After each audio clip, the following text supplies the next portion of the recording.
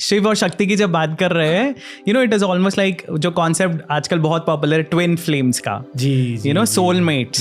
शिव और शक्ति सोलमेट्स हैं, और हो सकता है हमारा कोई सोलमेट हो, पर हमारी लाइफ इतनी छोटी है ना कि इट इज़ नॉट नेसेसरी कि हर लाइफ में आपको वो सोलमेट मिलेगा। कभी ना कभी आप मिलोगे उस सोलमेट से, जो हमारी जर्नी है जन्मों की, कभी ना कभी वो आपको ज़रूर मिलेगा, आपका सोलमेट। शिव और शक्ति तो भगवान के रूप है, यू नो, उनका तो साथ में होना इज़ अ गिवन। वो साथ में नहीं होंगे तो प्रॉब्लम होगा। और इंटरेस्टिंगली शिव पुराण में ये कहा गया है कि ऐसा क्यों है कि कभी किसी स्टोरी में सती को बड़ा बताया गया है कि सबसे बड़ी बेटी थी दक्ष की, कहीं कहीं बताया गया कि वो सबसे छोटी बेटी थी दक्ष की। तो शिव पुराण में ये कहा गया है कि शक्ति ने बार बार जन्म लिया है शिव के साथ रहने के लिए। तो पार्वती उनका लेटेस्ट एक जन्म है। तो 21 मनवंतर की वेट के बाद शिव जी को यह आभास होता है कि उनकी जो अर्धांगिनी है वो जन्म ले चुकी हैं।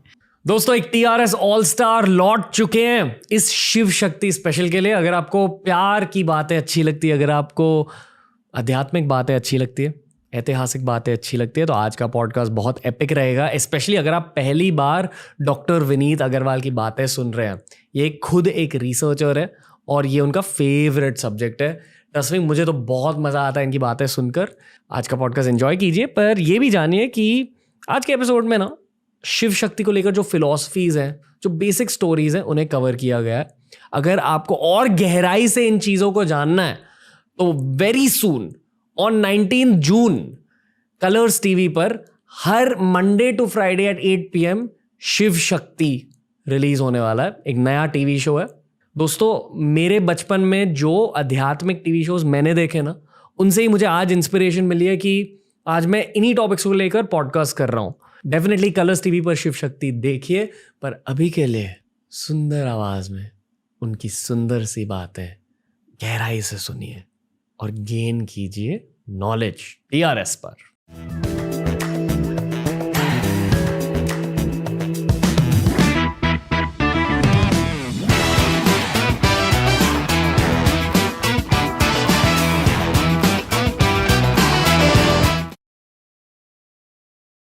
डॉक्टर विनीत अग्रवाल लौट चुके हैं, यानी कि व्यूज लौट चुके हैं, यानी कि ज्ञान लौट चुका है, धार्मिक ज्ञान विद एन एस्टेरिक्स, यानी कि बहुत सारे लोगों के कॉम्प्लीमेंट्स लौटेंगे। कितने सारे लोग मेरे पास आके ये कहते हैं कि आपके जो डॉक्टर विनीत अग्रवाल के साथ वीडियोस है वो मैं सुनते सुनते सो जाता हूँ, मैं सो जाती हूँ। I hope that's not in a bad way. नहीं, it's the one of the biggest compliments as a podcast. तो मैंने भी ट्राई किया ऑनेस्टली। आपके साथ जो पॉडकास्ट किया लगाकर सुन के मैं रिवीजन भी कर लेता हूँ और सो भी जाता हूँ। कैसे हो सर? बहुत बढ़िया Ranveer, it's really good to be back. और एंड आई एम ग्लैड कि आपके व्यूअर्स मांग रहे हैं और podcast. I am happy to be back whenever. Okay, आज का जो टॉपिक है शिव शक्ति, ये मेरा एक ड्रीम टॉपिक रहा है बहुत टाइम से, क्योंकि मुझे बहुत टाइम से खुद शादी करनी है। तो मैं कॉन्स्टेंटली शिव शक्ति के बारे में सोचते जाता हूँ। क्या ये थिंकिंग सही है, ये थॉट पैटर्न सही है, या शिव शक्ति को इस नज़रिए से नहीं देखना चाहिए? ऑफ कोर्स सही है, ऑफ कोर्स सही है। आई थिंक सबसे बड़ी चीज़ और सबसे पहला जो मेन पॉइंट हमें समझना है सनातन धर्म या हिंदुइज्म के बारे में, कि भगवान को हम हमेशा कैटेगराइज नहीं कर सकते हैं, और भगवान हमेशा डुअलिटी में एग्जिस्ट करते हैं। सो एक जो बेसिक कॉन्सेप्ट है हिंदुइज्म का या सनातन धर्म का, वो यही है कि भगवान और भक्त ये दोनों मिलके ही पूरे होते हैं। भगवान अकेले, of course he is self existent, you know, he doesn't need us, उनको हमारी ज़रूरत नहीं है। पर भगवान ने सृष्टि की रचना ही इसलिए की है कि उन्हें कंपनी मिल सके और वो अपने भक्तों के साथ जुड़ सके। और शिव और शक्ति तो you know they are the main Purusha and Prakriti, जो इस यूनिवर्स की क्रिएशन के लिए हुआ रिस्पॉन्सिबल। सो पुरुष और प्रकृति का मिलना, तो that is the biggest example for all human beings. In fact Shiv Puran में एक स्टेटमेंट भी है कि सारे पुरुष शिव हैं और सब स्त्रियां शक्ति हैं। So and this is very literal. हम समझते हैं कि because Shiva ji is a male, that is why पुरुषों को मेल कह रहे हैं, और पार्वती जी फीमेल है इसलिए स्त्रियों को पार्वती या शक्ति कह रहे हैं. But that is a very superficial level of understanding. अगर आप उसको समझने की कोशिश करें तो पुरुष इज़ दी आत्मा, इट्स दी परमात्मा एंड दी आत्मा. सो शिव परमात्मा भी हैं और आत्मा भी हैं, और परमात्मा को आत्मा से जोड़ने के लिए शक्ति की ज़रूरत है. ओके. तो शक्ति के बिना वो कनेक्शन ही नहीं होगा. शक्ति एनर्जी होती है. शक्ति एनर्जी है लिटरल ट्रांसलेशन में, पर अगर आप कॉन्सेप्चुअली बात करें तो सैद्धांतिक तौर पे शक्ति इज़ दी एनर्जी या ऊर्जा जो भगवान को भक्त के साथ जोड़ती है, और भगवान का एक ज़रिया है क्रिएशन करने के लिए. क्योंकि भगवान शिव, चाहे हम उन्हें शिव बोले, चाहे विष्णु बोले, नारायण बोले, आदि पुरुष बोले, पर ब्रह्म बोले, एक बहुत सुंदर वर्स कपलेट है, शब्द जालम शेषम सर्वस्य वल्लभा. सर्व शिव जी का एक और नाम है, वल्लभा मीन्स बिलवेड. तो शिव जी की जो बिलवेड है वो शब्द जाल हैं. और शिव कौन है? अर्थ रूपम खिलम मुग्धेंदु शेखरा. Mugdhendu is the newborn moon, जो उनके शिखर पे है, जो उनके मस्तक पे है, मतलब शिव जी. तो शब्द का जो अर्थ है वो सामने वाले तक तभी पहुंचता है जब आप सही शब्द यूज़ कर रहे हैं. हमारी कोई इमोशन है, हमारी कोई फीलिंग है, हम सामने वाले से कैसे कम्युनिकेट करते हैं? उसके लिए हमें वर्ड्स चाहिए. You know, we always talk about better communication, कि आपको बेटर कैसे कनेक्ट करना है लोगों के साथ. और आज की दुनिया में बहुत इंपॉर्टेंट है कि आपको अपने विचार कैसे रखने हैं, सही तरीके से सामने वाले तक कैसे पहुंचाने हैं. We do it through our words, through our gestures.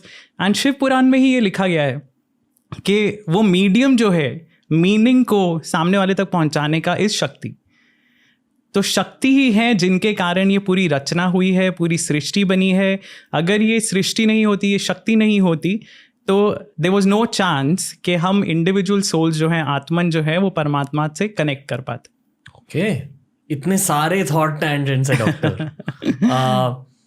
पहले तो मैं ये कहना चाहूँगा कि मेरी एक बिलीफ है कि हम सभी के अंदर मैस्कुलिन एनर्जी होती है और थोड़ी सी फेमिनिन एनर्जी होती है. एंड ओवर टाइम हमें अर्धनारेश्वर की तरह, यानी कि जब शिव शक्ति कंबाइन करते उसकी तरह बनना है. बिल्कुल. आपने एक अलग पर्सपेक्टिव से यही चीज़ कही कि आपकी आत्मा शिव है, आपकी सोल, आपका स्पिरिट जी, वो शिव जी की तरह है, और जो एनर्जी आप यूज करते हो भगवान तक पहुंचने के लिए, वो शक्ति होती है. भगवान तक नहीं, शायद नेक्स्ट स्टेज ऑफ एवोल्यूशन तक.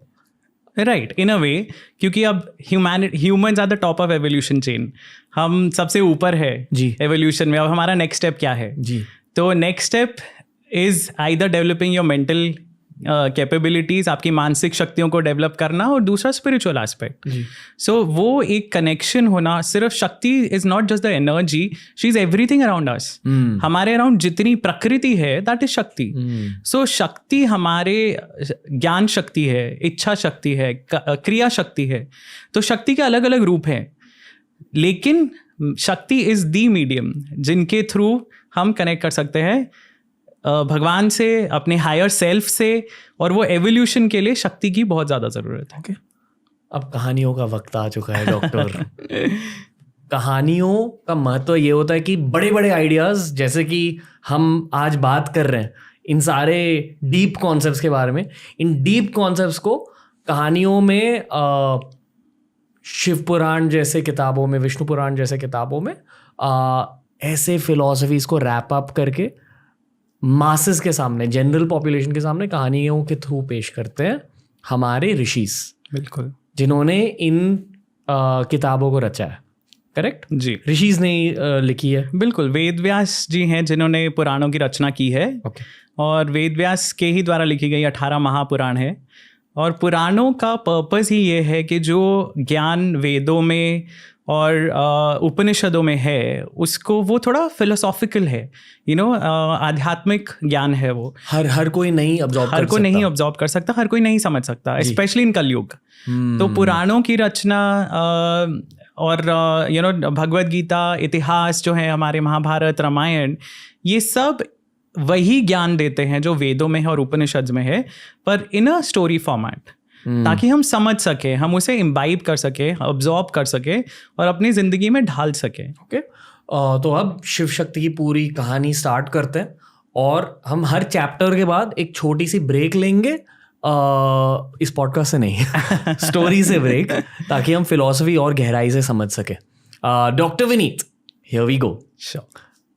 कहाँ से स्टार्ट करें आप बताइए।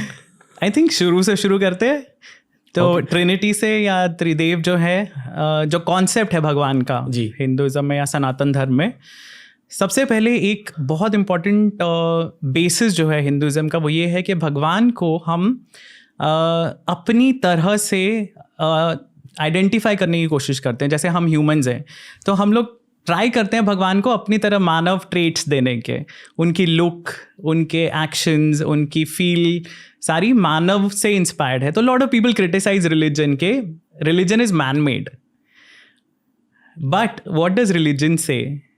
Man is god made, right? So there is a contrast. Hinduism में वही एक कोशिश की गई है ऋषियों द्वारा, और पुराने काफ़ी राज ऋषि भी रहे हैं जो राजा थे, जिन्होंने बहुत अध्ययन किया, उनके काफ़ी सारे कॉन्सेप्ट्स हैं। सो काफ़ी लोगों के विचार और विमर्श के बाद में उनके जो निष्कर्ष निकले हैं वो उन्होंने कैप्चर किए हैं वेदों और पुराणों में। सो उसके हिसाब से एक पर ब्रह्म है जो सुप्रीम गॉड है। हम इंग्लिश में अगर उनको ट्रांसलेट करें, इज अ सुप्रीम बीइंग जो हर जगह है। हाँ, उनका मतलब you can't give God a gender, या उपनिषद में जैसे कहा गया है कि आप भगवान को डिस्क्राइब नहीं कर सकते, आप बोल ही नहीं सकते कि उनकी क्या फॉर्म है, क्योंकि वो फॉर्म ऐसी है जो हम अपने 5 सेंसेस से आइडेंटिफाई ही नहीं कर सकते, हम समझ ही नहीं सकते उसको, ग्रास्प ही नहीं कर सकते हैं। जैसे कि अगर मैंने ऑडियंस से अब पूछा कि कोई ऐसे कलर को इमेजिन करो जो आपने अब तक देखा भी नहीं है। एग्जैक्टली। और वो भी भगवान का एक हिस्सा है। एग्जैक्टली। कुछ ऐसा साउंड जो आपने कभी लाइफ में सुना नहीं है, बिल्कुल, वो भगवान होता है। बिल्कुल। ओके, सो हमारी सेंसेस बहुत लिमिटेड है, हमारी इनफैक्ट हमारी आईसाइट बहुत लिमिटेड है। We can't see things that bees can see. हम वो आवाज़ें नहीं सुन सकते जो डॉग्स सुन सकते हैं, right, which we see every day. और हम वो दर्द नहीं महसूस कर सकते जो रणवीर महसूस करता। सॉरी। सो मैंने आपका ब्रेकअप वाला पॉडकास्ट देखा था। प्लीज मतलब रिलेशनशिप्स के बारे में बात कर रहे हैं तो हम उसके बारे में जाएंगे नहीं ज्यादा डिटेल में, but I get where you coming from. पड़ेगा। जब हम प्यार की बातें करते हैं तो दर्द की बातें बहुत जरूरी होती है doctor. Anyway, let's go on. Right. So भगवान को हम डिस्क्राइब नहीं कर सकते, बट भगवान हमारी जो लिमिटेड क्षमता है उसमें फिट बैठने के लिए भगवान फॉर्म्स लेते हैं फॉर द डिवोटीज, भक्तों के लिए, भक्तों की अंडरस्टैंडिंग के लिए। सी, भगवान ना एक ऐसे कोई अलूफ बैठे हुए, दूर बैठे हुए, गुस्से में बैठे हुए जजमेंटल क्रिएचर नहीं है। हमारी जो कॉन्सेप्ट है भगवान का हिंदुइज्म में या सनातन धर्म में, वो ये है कि Bhagwan is love, god is love. So भगवान ने पूरी क्रिएशन ही इसलिए बनाई because he wants to spread love. कोई भी कपल बच्चे क्यों पैदा करते हैं? इट इज़ कनेक्टिंग, एक दूसरे से कनेक्शन, बच्चों के साथ जो कनेक्शन है, प्यार बढ़ता है, फैमिली बढ़ती है। तो भगवान उस पिता की तरह हैं जो ये फैमिली के हेड हैं, और इस फैमिली के लिए कभी कभी हमारे पिता जैसे हैं, हमारे फादर या मदर अगर काम करते हैं, ऑफिस में अलग बिहेव करेंगे पर घर पे अलग बिहेव करते हैं, राइट? तो भगवान जब घर पे हैं, मतलब जब हमारे साथ बात करते हैं, वो फॉर्म्स लेते हैं जो हमें समझ में आए। तो ये जितनी फॉर्म्स जो हैं, चाहे हम उन्हें ब्रह्मा कहें, विष्णु जी कहें, शिव जी कहें, शक्ति कहें, वो फॉर्म्स हैं जो सुप्रीम गॉड लेते हैं for our understanding, for specific purposes. हर फॉर्म का एक फंक्शन है, एक कारण है, उनकी क्या ज़रूरत है, वो सब स्क्रिप्चर्स में दिया हुआ है।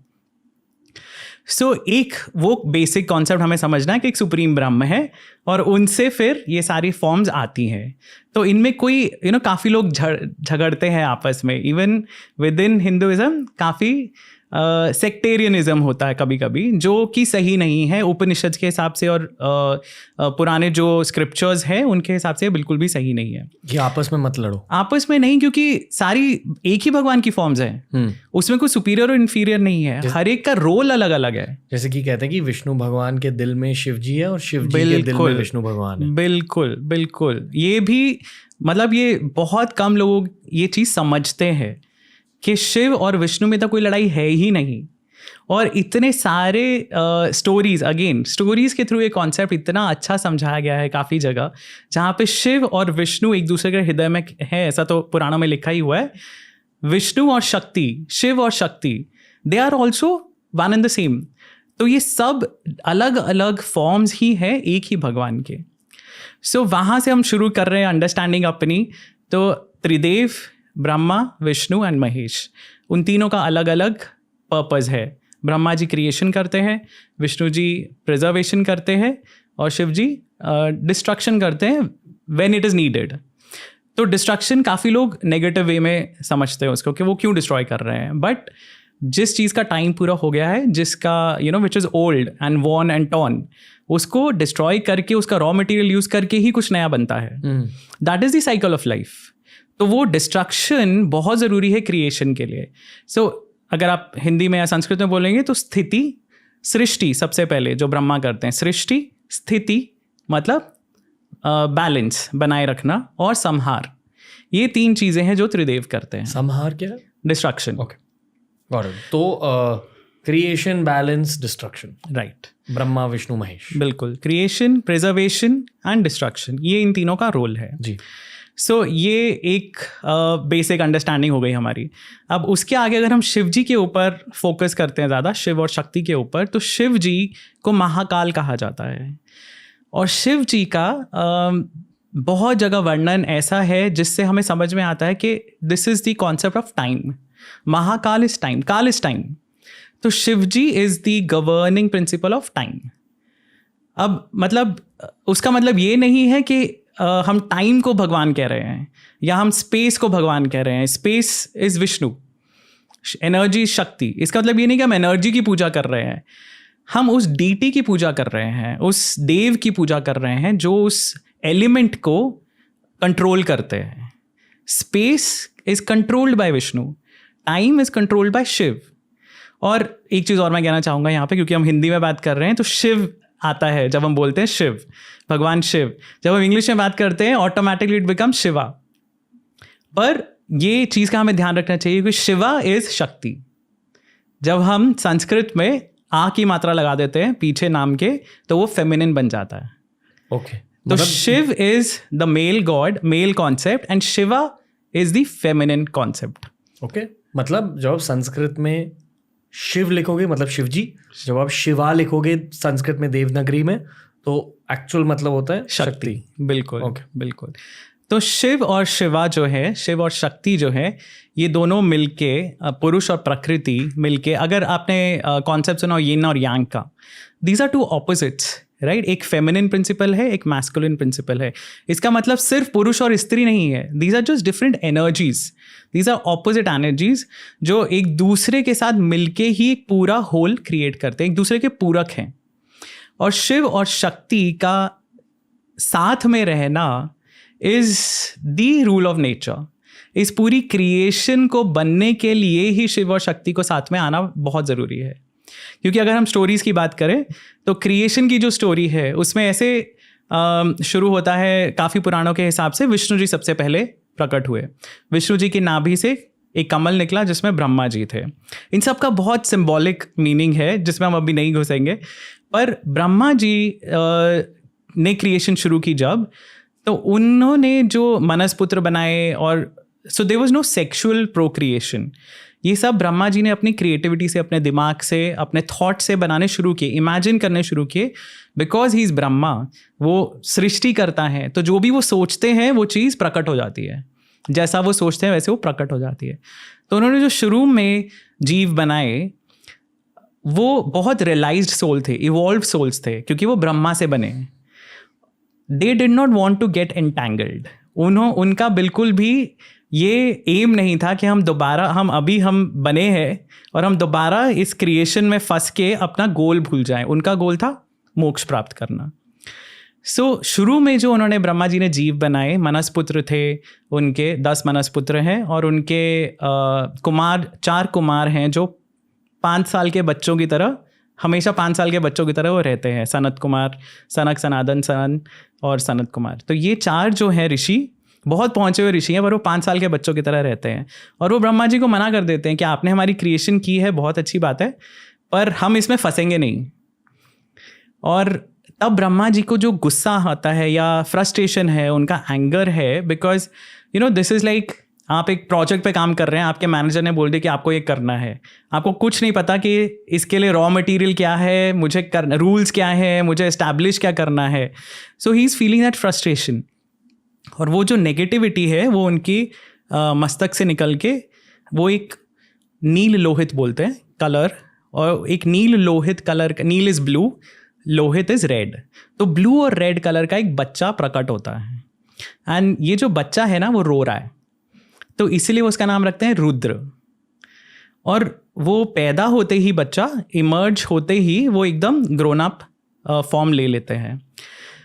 तब ब्रह्मा जी को रियलाइज़ होता है कि मे बी ये जो प्राणी है, अब ये जो जीव बना है रुद्र, ये मेरी सहायता कर सकता है।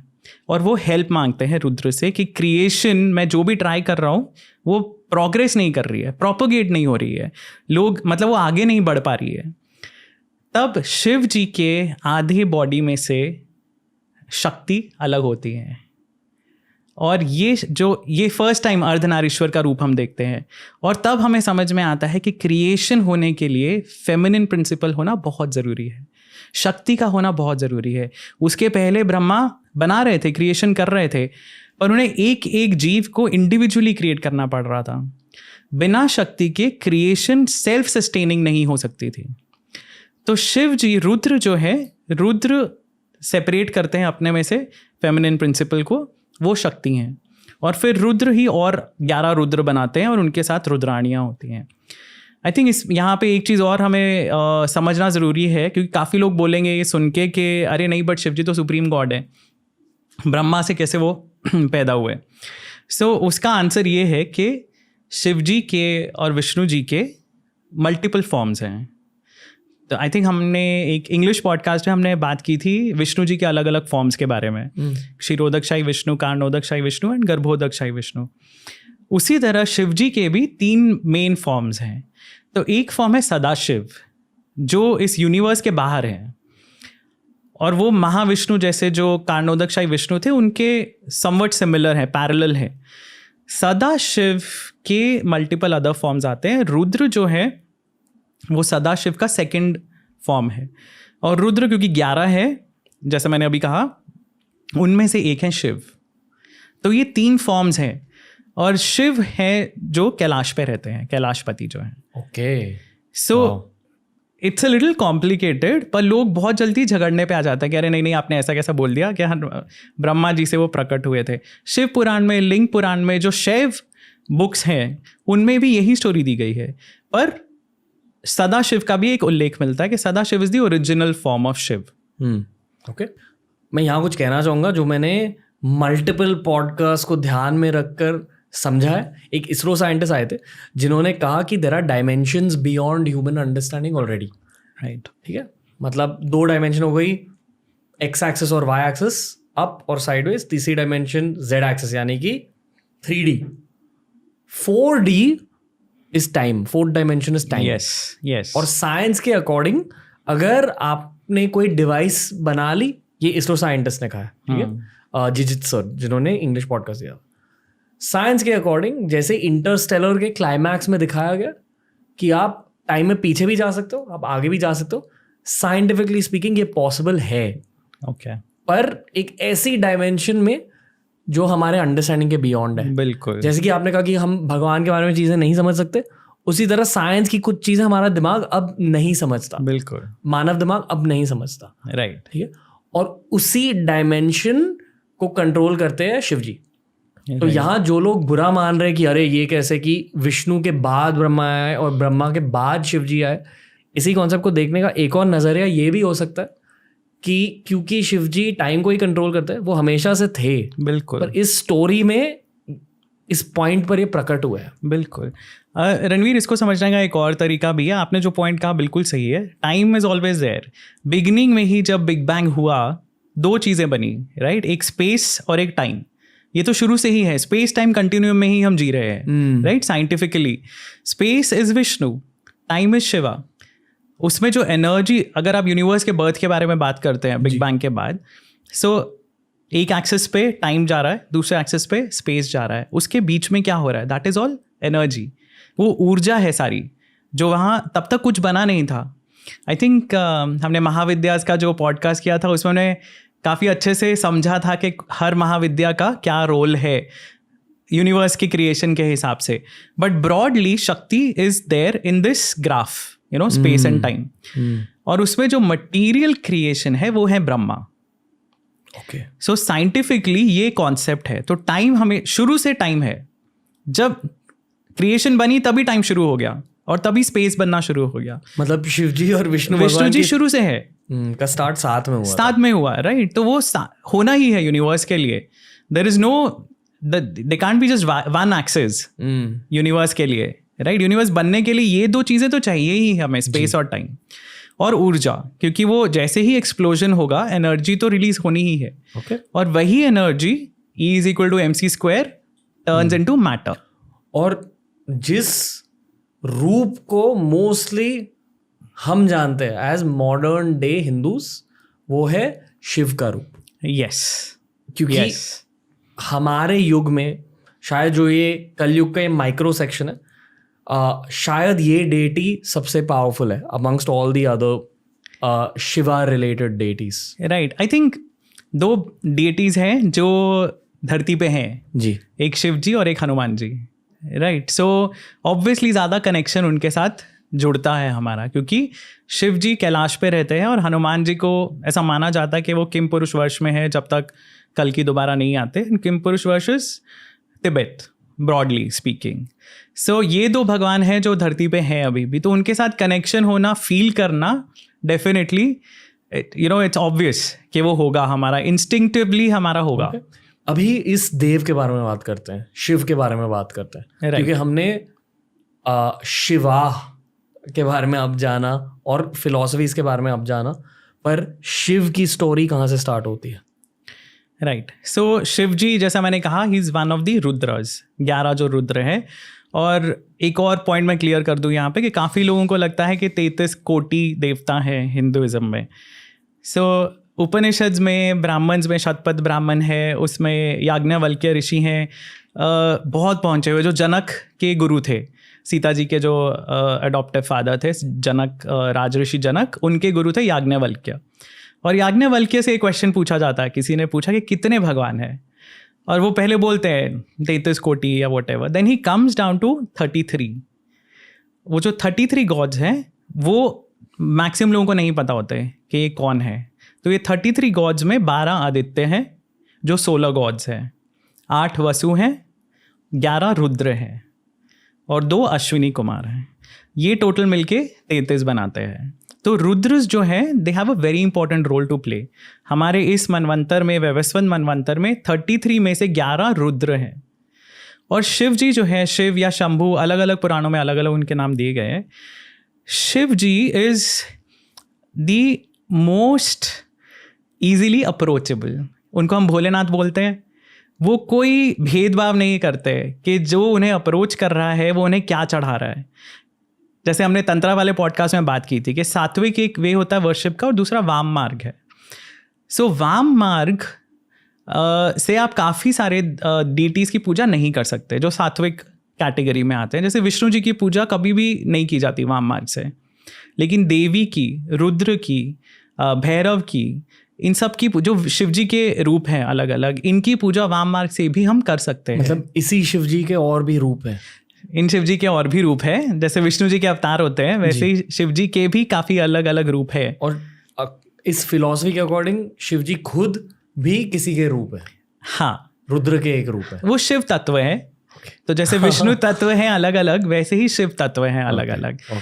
ये शिव जी जो है, और ये नील लोहित है उनका कलर जो है, क्योंकि हम जब देखते हैं पेंटिंग्स में या पिक्चर्स में शिव जी को हमेशा डार्क दिखाया जाता है, बट एक्चुअली जो सदा शिव हैं, जो ओरिजिनल फॉर्म है शिव जी की, उनको हम कर्पूर गौरम कहते हैं। उनका बहुत फेमस जो श्लोक है उसमें भी कर्पूर गौरम, करुणावतारम आता है। कर्पूरस कैम्फर, कपूर जो हम यूज़ करते हैं पूजा के लिए, तो वो फेयर लाइक कैम्फर उनका डिस्क्रिप्शन है। और सदा शिव का जो फॉर्म है, उनके एक्चुअली 5 सर हैं, और हर एक सर का एक सिग्निफिकेंस है। और अगर आप कभी एलिफेंटा केव्स गए हैं या अगर ऑडियंस में से कोई एलिफेंटा केव्स कभी गया या उन्होंने अगर फोटो देखी है, तो जो मेन मूर्ति है वहाँ पे शिव जी की, त्रिमूर्ति जिसको कहते हैं, लोगों को लगता है कि वो ब्रह्मा विष्णु और शिव जी की मूर्ति है। वो एक्चुअली शिव जी की ही मूर्ति है, सिर्फ उनके 3 सर उसमें दिखाए गए हैं 5 में से। तो उस सदाशिव के कॉन्सेप्ट में Shiv ji is the creator, वही प्रिजर्वर हैं, वही डिस्ट्रॉयर हैं, और 2 और उनको एट्रीब्यूट्स दिए जाते हैं। तो पहला जो उनका एक फेस है जिसको हम बोलते हैं सद्योजात, वो है ब्रह्मा जो क्रिएशन करते हैं। फिर दूसरा है वामदेव जो विष्णु है, जो प्रिजर्वेशन करते हैं। तीसरा है अघोर जो रुद्र है, जो डिस्ट्रक्शन करते हैं। उनका जो चौथा फेस है that is Tatpurush. Tatpurush is considered equivalent to Shiv, जो हम शिव जी की बात कर रहे हैं कॉन्सेप्ट की। और उनका काम है, संस्कृत में उसको बोलते हैं तिरोभाव। तिरोभाव के 2 मतलब हो सकते हैं। एक होता है कंसील करना, छुपाना, जो माया करती है। तो जो माया है, योग माया है, शक्ति है, वो शिव का ही रूप है। तो एक काम उनका वो है कंसील करना। और जो 5वां फेस है उसको बोलते हैं Ishaan, and Ishaan is Sadashiv. Aghor is Rudra, Tatpurush is Shiv, and Ishaan is Sadashiv. तो बहुत सारे कॉन्सेप्ट्स हैं शिव जी से रिलेटेड भी जो काफ़ी लोगों को पता नहीं है। उनके काफ़ी सारे अवतार भी हैं, पर उनके कोई भी अवतार वो काम नहीं करते जो विष्णु जी के अवतार करते हैं, क्योंकि वो प्रिजर्वेशन विष्णु जी का काम है। शिव जी के अवतार जो आते हैं वो ज्ञान बढ़ाने के लिए आते हैं। जैसे कि उनके एक अवतार है जिनको बोलते हैं लकुलीश। अगेन वेरी इंटरेस्टिंगली, पता है मुंबई में इतनी सारी हिस्टोरिकल जगह हैं जो लोगों को पता ही नहीं है। जोगेश्वरी केव्स है, बहुत दूर नहीं है हमारे से। Jogeshwari caves I think 5th century के हैं, और वहाँ पे जोगेश्वरी देवी है अंदर, योगेश्वरी देवी जो महामाया है, बेसिकली योग माया है। उनका सेंट्रल जो श्राइन है वो उनका है। पर वहाँ पे लकुलीश के स्टैचूज़ हैं, और लकुलीश एक सॉर्ट ऑफ सेंट थे जिनको शिव जी का आई थिंक 28वां अवतार माना जाता है, if I am not mistaken. और शिव जी के जितने अवतार हुए हैं वो कुछ सिद्धांत बताने के लिए, लोगों को समझाने के लिए हुए हैं। और लकुलीश ने एक सेक्ट शुरू किया था जिसको पाशुपात सेक्ट बोलते हैं। तो उनकी डिटेल्स में जाना भी ऑफ कोर्स पॉसिबल नहीं है, but Pashupat sect was very popular. In fact एक चाइनीज़ मंक आए थे, और अगेन वेरी इंटरेस्टिंगली हमें अपनी हिस्ट्री के बारे में जो हमारे रिकॉर्ड्स थे वो तो काफ़ी डिस्ट्रॉय हो गए थे, right, because of invasions and all. पर काफ़ी फॉरेन विजिटर्स थे जो इंडिया आए। उनमें से कुछ थे चाइनीज़ मंक्स जो बुद्धिस्ट किताबें पढ़ने और सूत्र इकट्ठे करने ओरिजिनल संस्कृत में वो सीखने के लिए आए थे। और उनमें से एक था फाहियान जो 4th सेंचुरी में आया था, और दूसरा था जुआनसांग जो आई थिंक 7th सेंचुरी में आए। और इन दोनों ने डिस्क्राइब किया है काफ़ी सारी सिटीज़ में, उन्होंने भारत में भ्रमण किया अलग अलग जगह पे। और उस time Pashupat sect was rampant. So Buddhism of course काफ़ी फ्लावर कर रहा था, बट शिव जी के जो भक्त थे वो पाशुपात सेक्ट के अंदर थे। तो ऐसे काफ़ी सारी हिस्ट्री है जो हमें अब पता नहीं है, बट शैविज़्म में भी बहुत सारे अलग अलग पहलू हैं उसके। ओके, थोड़ा हैवी हो गया। आई थिंक यहाँ शक्तिज्म की भी बातें करनी चाहिए, क्योंकि हमने शिव जी को अच्छे तरीके से एक्सप्लेन कर लिया, पर ये वाला पॉडकास्ट शिव शक्ति के बारे में भी है। तो एटलीस्ट आप इंट्रो दे दो। जो आपने कहा कि शक्ति बेसिकली एनर्जी है, ऊर्जा है, राइट। वो जो इंग्लिश पॉडकास्ट किया था हमने, उसका एक छोटा रिकैप दे दो। Sure, my pleasure.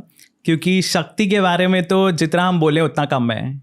शक्ति सिर्फ एनर्जी नहीं है, जैसे मैंने कहा वो प्रकृति है। सो एवरीथिंग मटीरियल, जो भी हमारे आसपास भौतिक चीज़ें हैं वो सब शक्ति ही है। It is not just invisible energy, सिर्फ ऊर्जा ही नहीं है। ये सारा क्रिएशन जो 3 गुण हैं जिनकी हम बात करते हैं, सत्व, रजस और तमस, शक्ति वो है जिनमें ये तीनों गुण बैलेंस्ड हैं। और शक्ति के कारण ये 3 गुण फिर सेपरेट होते हैं। क्रिएशन होती ही शक्ति के कारण है, मटेरियल क्रिएशन जो है। शक्ति के बहुत सारे रूप हैं, पर उनका मेजर जो अंडरस्टैंडिंग जो हमें शाक्त पुराणों से आता है, जैसे देवी पुराण है, देवी भागवत पुराण है, उनसे हमें समझ में आता है कि एक उनका सुप्रीम फॉर्म है उनका भी। जैसे हम विष्णु जी के सुप्रीम फॉर्म के बारे में बात कर रहे हैं, शिव जी के सुप्रीम फॉर्म के बारे में बात कर रहे हैं, एक देवी का सुप्रीम फॉर्म बताया जाता है जिनको हम त्रिपुर सुंदरी कहते हैं। Tripura means 3 world's and Sundari, she is the most beautiful one. तीनों लोकों में सबसे ज़्यादा सुंदर जो है वो शक्ति है। सो त्रिपुर सुंदरी उनका सबसे सुप्रीम फॉर्म माना जाता है, ललिता त्रिपुर सुंदरी। और बहुत इंटरेस्टिंगली जो उनका काउंटर पार्ट शिव जी का रूप है उनको कहते हैं Kameshwar, the god of love. तो again we coming back to that concept कि जो भगवान का जो अस्तित्व है वो है लव, और शक्ति और शिव का साथ आना, बार बार साथ आना, अलग अलग सर्कमस्टांसेस में, परिस्थितियों में साथ आना, वो यही दर्शाता है कि शिव और शक्ति को साथ में होना बहुत अनिवार्य है इस क्रिएशन के लिए। मुझे अपनी शक्ति कब मिलेगी डॉक्टर? सॉरी आपके ब्रेकअप पॉडकास्ट के हिसाब से तो काफी बार मिल चुकी है। ये रैंडम वाली मिली थी, असली वाली शक्ति के बारे में पूछ जब सही समय आएगा तो। यार पता है ये ना, आई डोंट नो, ये डेफिनेटली हमारे धर्म की एक बहुत सुंदर चीज़ है कि प्यार को सेलिब्रेट किया जाता है। बट कुछ कुछ बच्चे होते हैं जो ऐसे शोज देखकर ना बहुत इंस्पिरेशन लेते हैं कि हाँ मेरी भी लाइफ में एक शक्ति आएगी या एक शिवा आएगा, और फिर पछताते हैं बाद में। सर सी हम शिव और शक्ति की जब बात कर रहे हैं, you know it is almost like जो कॉन्सेप्ट आजकल बहुत पॉपुलर है ट्विन फ्लेम्स का, जी यू नो सोलमेट्स। शिव और शक्ति सोलमेट्स हैं, और हो सकता है हमारा कोई सोलमेट हो, पर हमारी लाइफ इतनी छोटी है ना कि इट इज़ नॉट नेसेसरी कि हर लाइफ में आपको वो सोलमेट मिलेगा। कभी ना कभी आप मिलोगे उस सोलमेट से, जो हमारी जर्नी है जन्मों की, कभी ना कभी वो आपको ज़रूर मिलेगा आपका सोलमेट।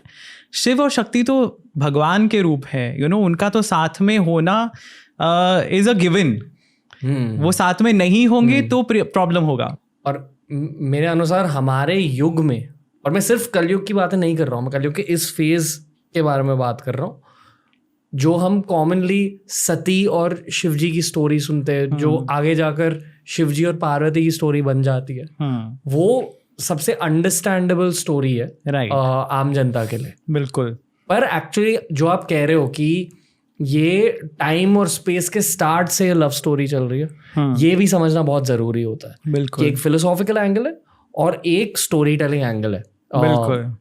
और स्टोरी टेलिंग एंगल को भी आपको अच्छे से जानना चाहिए, क्योंकि आप बहुत सारे कॉन्सेप्ट्स उसमें से समझ के वो डीपर कॉन्सेप्ट को समझ सकते हो। बिल्कुल सही रणवीर। और मैं छोटा सा एक एग्जांपल देता हूँ जो शिव और शक्ति से रिलेटेड नहीं है, बट एक कहानी है पुराणों में चंद्रमा के बारे में, कि चंद्रमा की 27 बहनें थी, दक्ष की जो बेटियाँ थी, उनके साथ शादी हुई थी चंद्रमा की, 27 सिस्टर्स। सुनने में अजीब लगता है ना, कि 27 बहनें हैं, वो एक ही इंसान से क्यों शादी कर रही हैं। और जो स्टोरी है उसके हिसाब से चंद्रमा को उनमें से एक बहुत ज़्यादा प्रिय थी जिनका नाम था रोहिणी, और बिकॉज ऑफ दैट वो निगलेक्ट कर रहे थे बाकी अपनी पत्नियों को। और जो वो सब बहनें हैं आपस में ऑब्वियसली थोड़ा जेलिसी होगा, थोड़ा कंपटीशन होगा, और वो दक्ष जो उनके पिता हैं उनको जाके कंप्लेन करती हैं कि हमारे साथ, हमारे अगेंस्ट पार्शियलिटी हो रही है, रोहिणी के साथ ही वो रहते हैं पूरा टाइम। तो दक्ष चंद्रमा को वार्निंग देते हैं कि तुम सुधर जाओ, अदरवाइज मैं तुम्हें कर्स करूँगा। चंद्रमा थोड़े यूथ में कैसा होता है रेबेलियस, वो वैसे है, और वो नहीं सुनते, और दक्ष उन्हें कर्स देते हैं फाइनली। लेकिन इस स्टोरी को समझने के लिए आपको थोड़ा डीप जाना पड़ेगा कि ये स्टोरी कहना क्या चाह रही है। ये एक स्टोरी है, it's about rivalry between wives, sisters and partiality, जो हमें लगता है ब्रॉडली ऊपर से देखने में सुपरफिशियल लेवल पे, पर ये बहुत डीप एस्ट्रोनॉमिकल, एस्ट्रोलॉजिकल कॉन्सेप्ट हमें बताती है। अगर हम एक ल्यूनर मंथ की बात करते हैं तो हम देखते हैं कि चंद्रमा अलग अलग ज़ोडिएक्स में, अलग अलग कॉन्स्टलेशंस में हर रात होते हैं, और ये 27 कॉन्स्टलेशंस हैं जिनको नक्षत्र कहते हैं। तो ये जो चंद्रमा की जो 27 पत्नियां हैं वो एक्चुअली 27 नक्षत्र हैं जिनके साथ आपको हर रात चंद्रमा दिखाई देगा स्काई में, अगर आप ऑब्जर्व करेंगे। और मैक्सिमम टाइम चंद्रमा स्पेंड करते हैं रोहिणी नक्षत्र में। अब this is a astrological phenomena जो ऋषियों ने ऑब्जर्व किया होगा, और उसको पास ऑन करने के लिए उन्होंने एक स्टोरी बनाई कि ऐसा है, ये एक सिचुएशन है और इसके कारण ऐसा हो रहा है। तो स्टोरीज बहुत पावरफुल है, बहुत एक सिविलाइजेशन को कंटिन्यू रखने के लिए स्टोरीज का बहुत ज़्यादा महत्व है, पर हमें उस स्टोरी के अंदर के ज्ञान को भी समझना है। ये जो कॉमन कहानी है शिव शक्ति की, सती को लेकर, इसकी शुरुआत कहाँ से होती है? शुरू में हमने बात की क्रिएशन में ब्रह्मा जी ने मनसपुत्रों को जन्म दिया अपने मन से, अपने थॉट से, और उन्होंने क्रिएशन कंटिन्यू रखी, काफ़ी जीव जंतु उन्होंने बनाए। तो उन्होंने एक परफेक्ट स्त्री की रचना की जिसको शिव पुराण में संध्या कहा गया है, और किसी दूसरे पुराण में, आई थिंक मत्स्य पुराण या वराह पुराण में सरस्वती उनको बताया गया, आई थिंक मत्स्य पुराण में। वो जो कहानी है ना, उसमें काफ़ी इंटरेस्टिंग ट्विस्ट है, क्योंकि जैसे ही उन्होंने ये परफेक्ट स्त्री की रचना की, उन्होंने एक परफेक्ट इंसान, परफेक्ट मेल की भी रचना की, पुरुष की भी रचना की। ये जो पुरुष थे ये थे कामदेव, जिनको हम कामसूत्रा काफ़ी लोगों ने सुना होगा, लोगों को शायद पता नहीं हो कि Kamdev is the Hindu counterpart of Cupid, या मतलब प्यार के देवता जो है उनको कामदेव कहते हैं सनातन धर्म में। कामदेव का काम क्या था? क्रिएशन में हेल्प करना, अट्रैक्शन पैदा करना। अगर मेल और फीमेल आपस में अट्रैक्टेड होंगे तभी क्रिएशन होगी। सिर्फ मेल और फीमेल का एग्जिस्ट करना इज़ नॉट इम्पॉर्टेंट। तो शिवजी ने वो उनकी हेल्प की, उन्होंने एक स्त्री तत्व, शक्ति तत्व उन्होंने अपने ही बॉडी से निकाल के सेपरेट किया, पर वो मेल और फीमेल में अट्रैक्शन होना ज़रूरी है, जो काम था कामदेव का।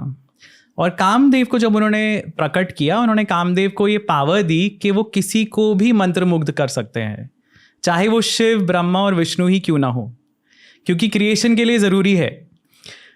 और कामदेव जो बहुत नॉटी निकले, उन्होंने पहला एरो ब्रह्मा पे ही चलाया।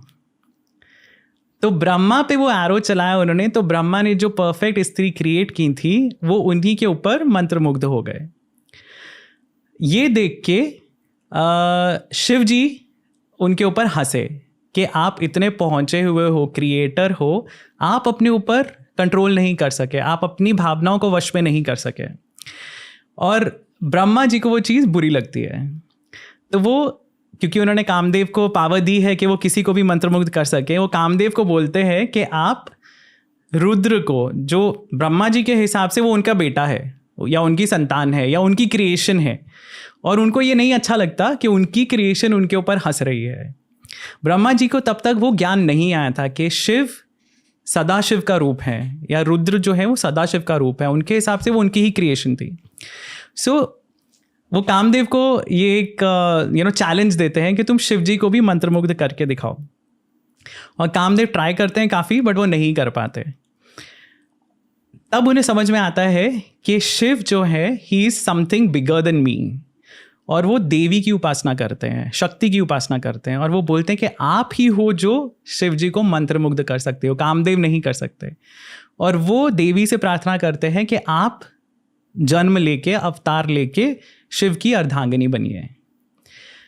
तो ब्रह्मा अपने पुत्र, जो उनके मनस पुत्र हैं, उनमें से एक हैं दक्ष, और उनको प्रजापति कहा जाता है दक्ष को, क्योंकि उन्हीं की जो संतान है उनसे ही आगे क्रिएशन शुरू हुई है सारी। दक्ष प्रजापति जो है वो उनको ब्रह्मा जी कहते हैं कि आप भी देवी को प्रे करिए कि वो आपकी पुत्री के रूप में जन्म ले। और इस तरह से देवी अवतरित होती हैं सती के रूप में दक्ष प्रजापति के घर में। और देवी जब उनकी संतान बन के आ रही होती हैं दक्ष की, वो उन्हें एक चेतावनी देती है। वो कहती हैं कि मैं आपकी बात मान के और ब्रह्मा की बात मान के मैं इस मॉर्टल फॉर्म में आ रही हूँ, इस नश्वर शरीर में आ रही हूँ, पर मैं तब तक ही रहूँगी इस शरीर में जब तक आप मेरी रिस्पेक्ट करेंगे।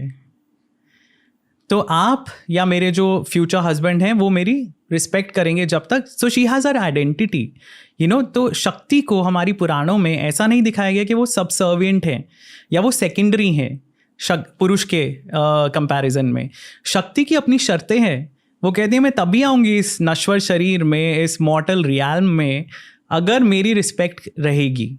ना मेरे पिता ना मेरे पति मुझे कुछ कह सकते हैं।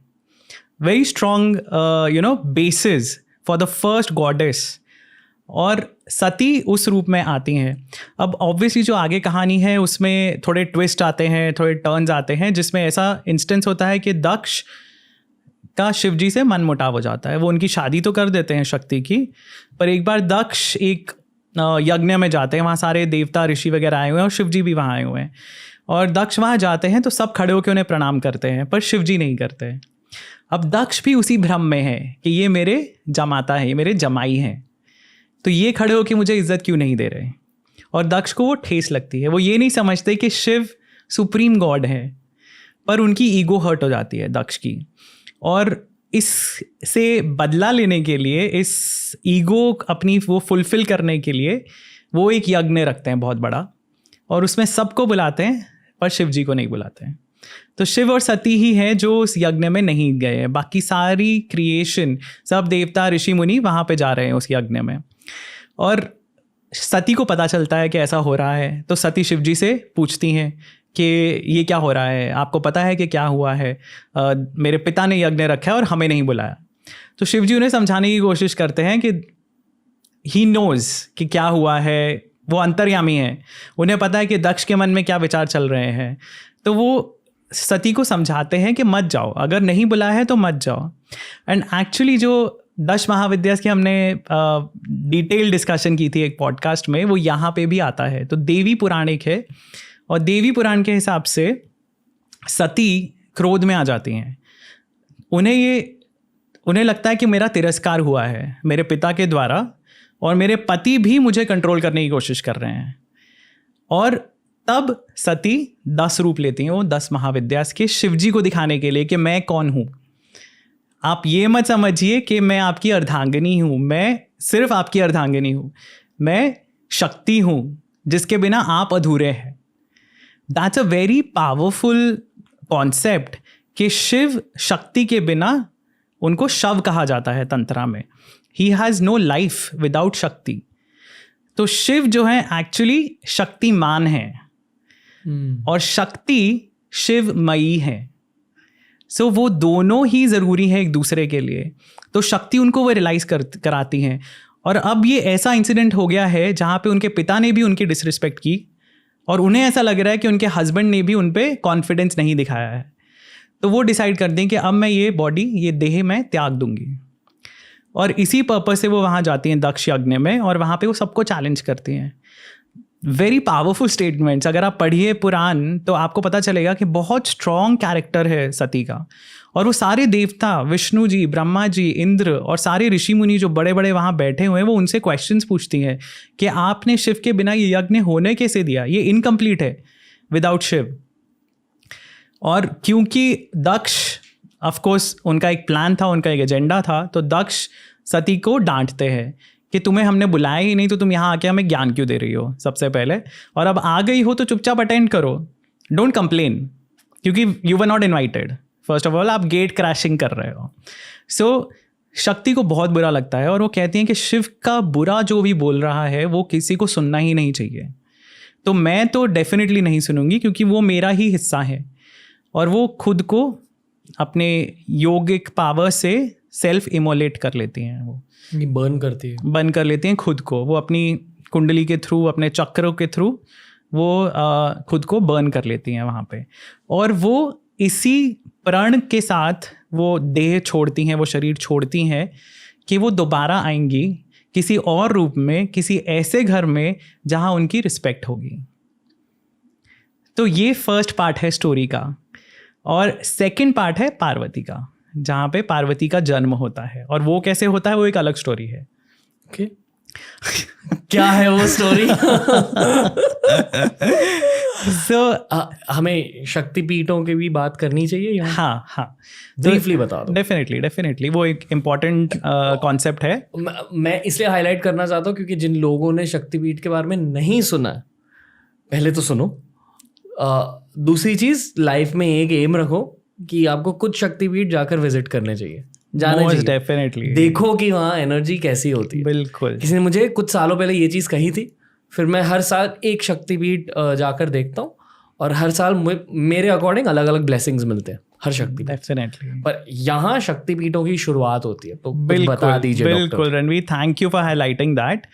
सो सती जब अपने आप को भस्म कर लेती हैं तो गण जो आए होते हैं उनके साथ, शिव जी के जो गण हैं, एसोसिएट्स हैं, वो भागे भागे जाते हैं शिव जी के पास और उनको बताते हैं कि ऐसा हो गया है। एंड शिव जी ऑफकोर्स उनको पता था क्या होने वाला है, बट वो गुस्से में आ जाते हैं और वो डिसाइड करते हैं कि वो डिस्ट्रॉय कर देंगे उस यज्ञ को। और शिव जी क्रिएट करते हैं अपनी एक्चुअली जटाएं तोड़ते हैं और उसको 2 टुकड़े में बांट देते हैं, जिसमें से एक टुकड़े में से निकलते हैं वीरभद्र, जो उनका एक और फॉर्म है फियर्स वाला, और दूसरे में से निकलती हैं भद्रकाली। सो काली और वीरभद्र के साथ शिव जी की सेना जाती है वहाँ पे डिस्ट्रक्शन करने, और वो दक्ष को भी मार देते हैं वीरभद्र, और सारे देवता जो हैं उनके साथ लड़ाई जो होती है उसमें सबको वो हरा देते हैं।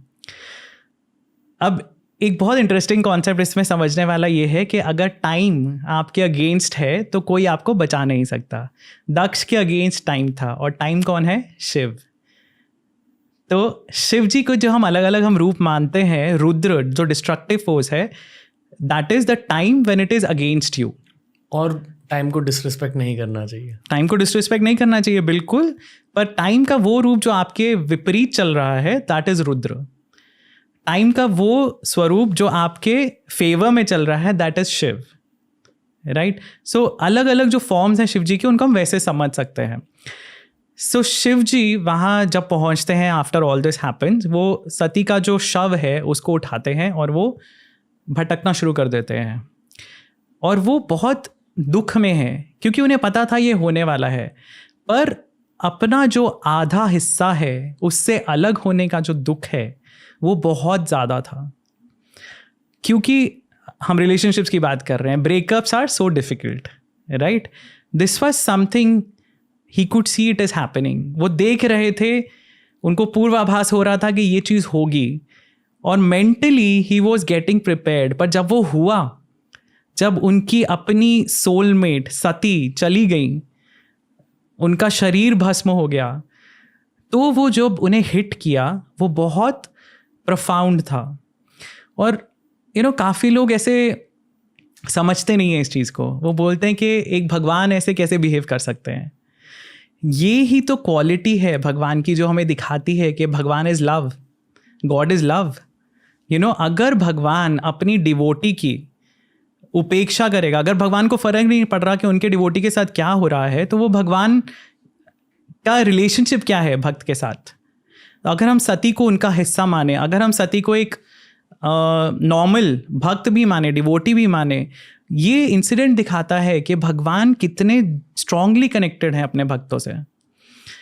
तो ये होता है, ये इंसिडेंट होता है, और शिव जी काफ़ी बेसुध होकर घूमते रहते हैं। तब देवता सब बोलते हैं कि शिव जी को वापस अपने कार्य के लिए उनको दोबारा जागृत करना पड़ेगा।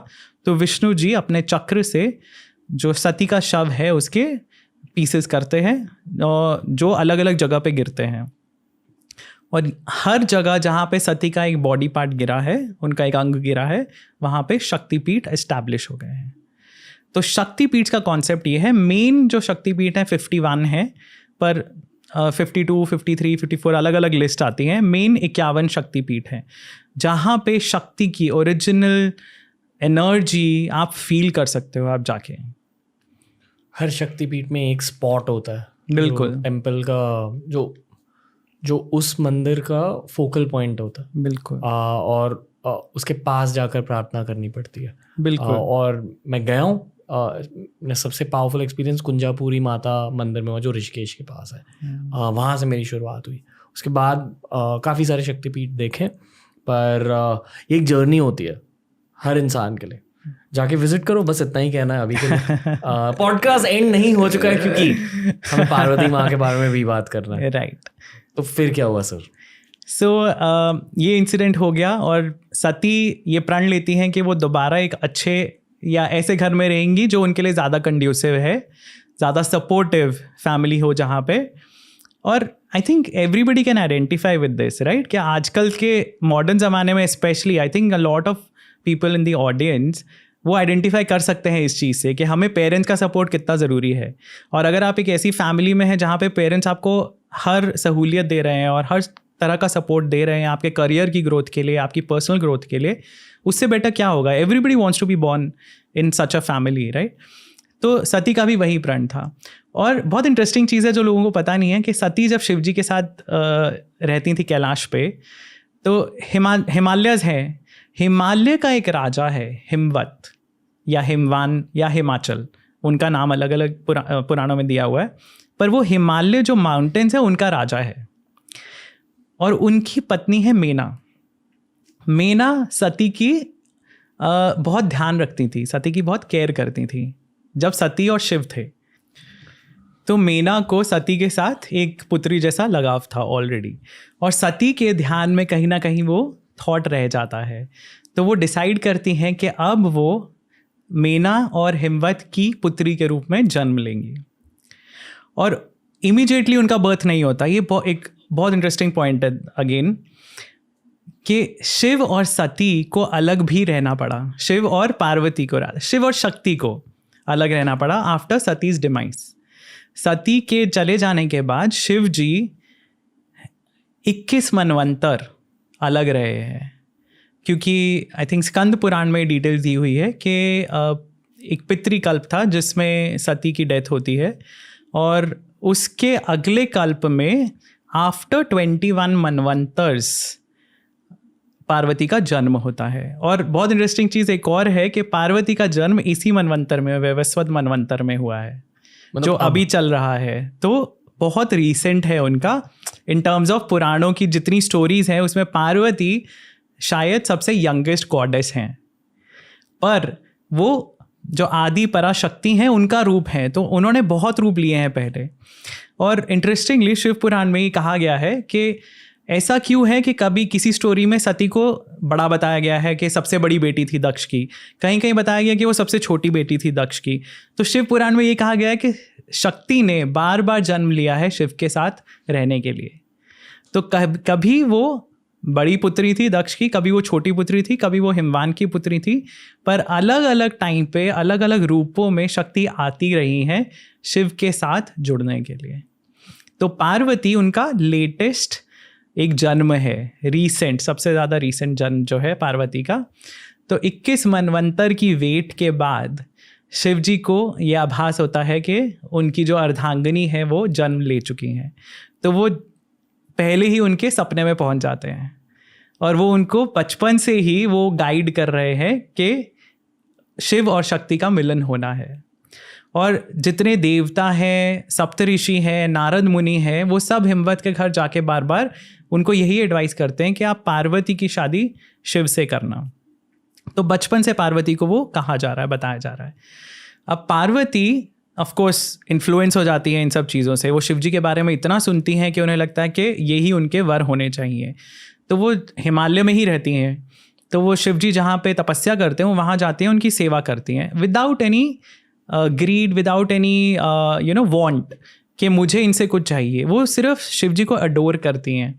वो उनको देखने के लिए, उनके पास रहने के लिए, उनकी हेल्प करने के लिए वो जाती हैं कि जब वो तपस्या कर रहे हैं तो मैं उनके लिए थोड़ा फ्रूट्स इकट्ठे करके रख देती हूँ, शायद उन्हें भूख लगे, या उनको अगर गर्मी हो रही है थोड़ा पंखा कर देती हूँ ताकि उन्हें कंफर्टेबल रहे।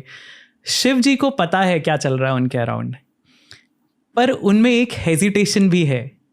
बहुत ही सुंदर रूप से ये लव स्टोरी बताई गई है शिव पुराण में, जो हम अपनी लाइफ में ऑब्जर्व करते हैं चीज़ें या एक्सपीरियंस करते हैं चीज़ें, कि आफ्टर अ ब्रेकअप या आपके एक पार्टनर छूटने के बाद नेक्स्ट रिलेशनशिप में जाना मुश्किल होता है, राइट? आप सोच समझ के जाते हो कि दोबारा उतनी इंटेंसिटी, वो सब चीज़ें, वो झगड़े, वो रूठना मनाना, ये सब मैं कर पाऊँगा या नहीं, राइट? सो शिव जी उस फेज में है, he wants to be with Parvati, पर वो थोड़ा हेजिटेशन है उनके अंदर अभी भी। और वो ये भी टेस्ट करना चाह रहे हैं कि जिस तरह सती के साथ एक एपिसोड हुआ था, पार्वती के साथ नहीं होना चाहिए वैसा। सो पार्वती में ईगो नहीं होनी चाहिए जैसे सती में थी। इंडिपेंडेंस यस, बट ईगो उस लेवल की कि उन्होंने खुद को सेल्फ इमोलेट कर लिया, वो नहीं होनी चाहिए। तो एक कॉन्वर्सेशन आती है जिसमें शिवजी पार्वती को पूछते हैं कि आप क्यों करते हो ये सब, मतलब मैं तो आपकी तरफ ध्यान भी नहीं दे रहा हूँ। और पार्वती कहती है कि मुझे पता है कि आप मेरे बिना अधूरे हैं, क्योंकि उन्हें पता है कि वो सती हैं, वो शक्ति हैं। She is trying to convince Shiv ji कि आप मेरे बिना अधूरे हो। आपको क्या लगता है कि आप तपस्या में बैठे हो तो आप यू आर नॉट हैप्पी, मतलब जब तक शिव और शक्ति इकट्ठे नहीं होंगे तब तक हम दोनों ही सुखी नहीं होंगे। तो ये पार्वती उन्हें समझाती है। तो शिव जी को लगता है कि इसमें थोड़ी ईगो है अभी, यू नो, तो वो एकदम से गिव इन नहीं कर रहे हैं। इतने में क्या होता है, बैकग्राउंड में क्या चल रहा है कि देवता जो है उनको राक्षस परेशान कर रहे हैं, असुर परेशान कर रहे हैं, और उनमें से एक असुर है तारकासुर। सो तारकासुर ने ऐसा वरदान लिया है कि सिर्फ शिव जी का पुत्र ही उसको मार सकता है। सबको पता है, सारी दुनिया को पता है कि शिव और सती आर नो मोर टुगेदर, क्योंकि सती नहीं रही हैं। तो शिव जी का पुत्र कैसे होगा? शिव जी का पुत्र होने के लिए उनको दोबारा विवाह करना पड़ेगा, शक्ति को दोबारा आना पड़ेगा। तारकासुर को नहीं पता कि पार्वती का जन्म हो चुका है। तो Tarakasur is a full tyrant, वो सब पे अत्याचार कर रहा है और वो फ़ायदा उठा रहा है इस चीज़ के का उसके पास वरदान है कि शिव जी का पुत्र ही उसे मार सकता है। That is one of the reasons कि पार्वती इज़ बॉर्न, क्योंकि देवता मिलके देवी की उपासना करते हैं, शक्ति की उपासना करते हैं, और वो कहते हैं कि तारकासुर को ये वरदान है, तो जब तक आप आओगे नहीं, आप शिव जी को मनाओगे नहीं, आप उनसे शादी नहीं करोगे, आपका पुत्र नहीं होगा, तब तक हमें सफ़र करना पड़ेगा। सो ये एक पूरा बैकग्राउंड चल रहा है उसमें। तो देवता कामदेव को भेजते हैं वहाँ पे सती पार्वती की हेल्प करने के लिए, कि कामदेव को क्योंकि वरदान है वो किसी को भी मंत्रमुग्ध कर सकते हैं, इवन दो वो पहले नहीं कर पाए थे शिव जी को, पर दोबारा भेजा जाता है उनको कि दोबारा ट्राई करो। और कामदेव उसमें बहुत बुरी तरह फेल हो जाते हैं, क्योंकि शिव जी की जैसे ही आंखें खुलती हैं उन्हें दिखता है कि ये मेरे को डिस्ट्रैक्ट करने की कोशिश कर रहा है। वो अपनी तीसरी आंख से एनर्जी छोड़ते हैं, ऊर्जा छोड़ते हैं, और वो कामदेव भस्म हो जाते हैं वहाँ पे। पार्वती इज़ राइट देयर, वो देख के शॉक हो जाती हैं कि ये क्या हुआ, और वो वापस चली जाती हैं अपने घर। और कामदेव क्योंकि आवश्यक है, यू नो, उनका होना बहुत ज़रूरी है क्रिएशन के लिए, तो उनकी जो पत्नी है रति, वो शिव जी को प्लीड करती हैं कि आप किसी तरह इनको जीवित कर दीजिए दोबारा। तब शिव जी कहते हैं कि ये अनंग रहेंगे, ये बिना बॉडी के रहेंगे। कामदेव का होना ज़रूरी है तो मैं उन्हें रिवाइव कर रहा हूँ, पर उनको बॉडी नहीं मिलेगी अभी, इसलिए कामदेव का एक नाम अनंग है। एंड कामदेव फिर बाद में पैदा होते हैं कृष्ण जी के बेटे प्रद्युम्न के रूप में, जब दोबारा रति के साथ उनकी शादी होती है। तो दैट्स अनदर स्टोरी, पर सारी स्टोरीज लिंक्ड हैं ऐसे। अब एक और बैक स्टोरी है जो मुझे शायद अभी बतानी चाहिए, क्योंकि हम कार्तिकेय के बारे में बात करने वाले हैं, जो उनके बेटे होंगे तारकासुर का जो वध करेंगे। सो मेना, जो इनके बारे में हमने बात की, जो हिमवत की पत्नी है, वो एक बार अपनी बहनों के साथ, उनकी 2 बहनें हैं जिनके साथ वो जाती हैं श्वेत द्वीप पे। श्वेत द्वीप वो लोक है जहाँ पे विष्णु जी रहते हैं, क्षीर सागर में। क्षीरोदक शाही विष्णु, जो वन ऑफ द फॉर्म्स हैं विष्णु जी के, वो श्वेत द्वीप पे रहते हैं, ध्रुव लोक में। अब उसकी डिटेल्स में हम नहीं जा रहे हैं, वो इंग्लिश पॉडकास्ट में था। सो वहाँ वो जाती हैं अपनी बहनों के साथ, और वहाँ पे बहुत सारे ऋषि मुनि बैठे हुए हैं। उनमें ये सनक, जो सनत कुमार हैं, वो भी हैं, और वो अगेन एज आई सेड कि वो 5 साल के छोटे बच्चे की तरह दिखते हैं।